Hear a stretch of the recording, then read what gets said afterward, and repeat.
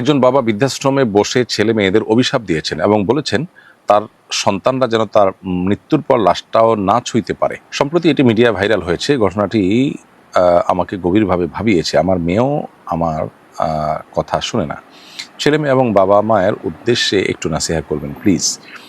প্রিয় দর্শক, বিভিন্ন মিডিয়া মারফত এই ঘটনাটি আমাদেরও চোখে পড়েছে এবং বাবার সে কান্না ভেজা চেহারা, মলিন চেহারা, সেটি আমাদেরও চোখে পড়েছে। এ যুগে নিজের সন্তানকে মানুষের মতো মানুষ বানানোর মতো কঠিন কাজ আরেকটি সম্ভবত নেই। গোটা বিশ্বের চতুর্দিকে তাকালে আপনি দেখতে পাবেন আমাদের সন্তানদেরকে আধুনিক, ক্যারিয়ারিস্টিক, শিক্ষিত করবার নাম করে নানাভাবে তাদের মোরালিটি ধ্বংস করে দেওয়া হচ্ছে।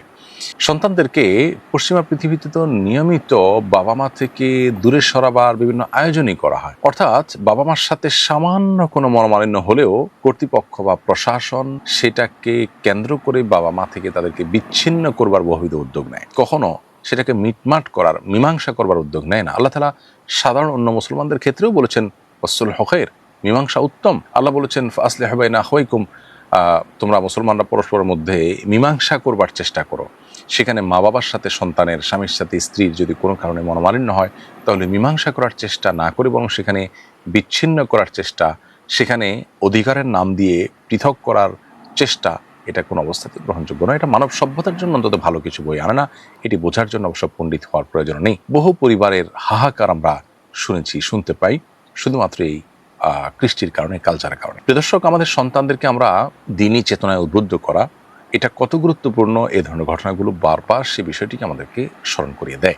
আমাদের সন্তানরা দুধে ভাতে থাকুক, তারা শিক্ষিত হোক, তাদের ভালো একটা কেরিয়ার গঠন করুক, তারা একটা ভালো জায়গায় যাক, এই বিষয়গুলো আমাদের প্রত্যাশা থাকাটা দোষণীয় নয়। কিন্তু এর চাইতে বেশি আমাদের প্রত্যাশিত বিষয় হওয়া উচিত তারা যেন আল্লাহ ভীরু হয়, তারা যেন আল্লাহর গোলাম হয়, আল্লাহর দাস হয়ে ওঠে। এই জিনিসটি ঠিক রেখে দুনিয়ার যত কিছু তারা অর্জন করতে পারবে সেটা ভালো। আর যদি এই জায়গাটাতে দুর্বলতা রেখে তারা সামনে অগ্রসর হয়, তাহলে এ ধরনের পরিণতি অবশ্যম্ভাবী। আমি বলছি না যে এই চাচা যান, এই বাবাজি তার কোনো ত্রুটি ছিল। অনেক সময় বাবা মার সঠিক চেষ্টা সত্ত্বেও সন্তান বেলাইনে চলে যায়। খোদ নবী রাসূলদের সন্তানরাও অনেক সময় বেলাইনে চলে গেছে। এজন্য ব্যক্তিকে এখানে দোষ দেওয়ার প্রশ্নই ওঠে না। আমি জেনারেল কথা বলছি যে আমরা বেশিরভাগ অভিভাবকরাই আজকাল আমাদের সন্তানদের দুধে ভাতে রাখার বা তাদেরকে পশ লাইফ দেওয়ার কিংবা তাদেরকে সমাজে ভাবসাওয়ালা মানুষ হিসেবে তৈরি করার চেষ্টা আমরা যতটা করি, তার সিকি ভাগও তাদেরকে সৎ, আল্লাহ ভীরু, নেককার এবং আদর্শ সন্তান হিসেবে গড়ে তোলার চেষ্টা করি না। আমরা নিজেরাও টাকার মেশিন, তাদেরকেও টাকার মেশিন বানানোর চেষ্টা করি। এই জায়গা থেকে আমাদেরকে সরে আসতে হবে, এই ধরনের নির্মম পরিস্থিতি থেকে বাঁচার জন্য। এর বাইরে আল্লাহ তাআলার কাছে দোয়াও করতে হবে।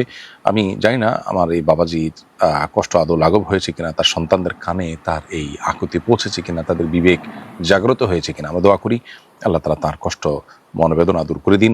বৃদ্ধাশ্রমের এই আপনার প্রজেক্ট বাংলাদেশে যেন প্রতিষ্ঠিত হতে না হয়। আমাদের সন্তানরা যেন সবাই দায়িত্বশীল হয়, আমরা যেন সবাই দায়িত্বশীল হই। আল্লাহ তাআলা সেই তৌফিক আমাদেরকে দান করুন এবং আমাদের সন্তানদেরকে নিজের নয়ন জোড়ানো, চক্ষু শীতলকারী সন্তান হিসাবে তৈরি করার তৌফিক দান করুন। তাদেরকে সমাজের অসুস্থ যে প্রতিযোগিতা আছে সেই প্রতিযোগিতায় না নামিয়ে বরং তাদেরকে ভালো আমল, নেক আমল এবং ইমানদার হিসাবে বেড়ে ওঠার প্রতিযোগিতা আমাদেরকে অবতীর্ণ করা দরকার।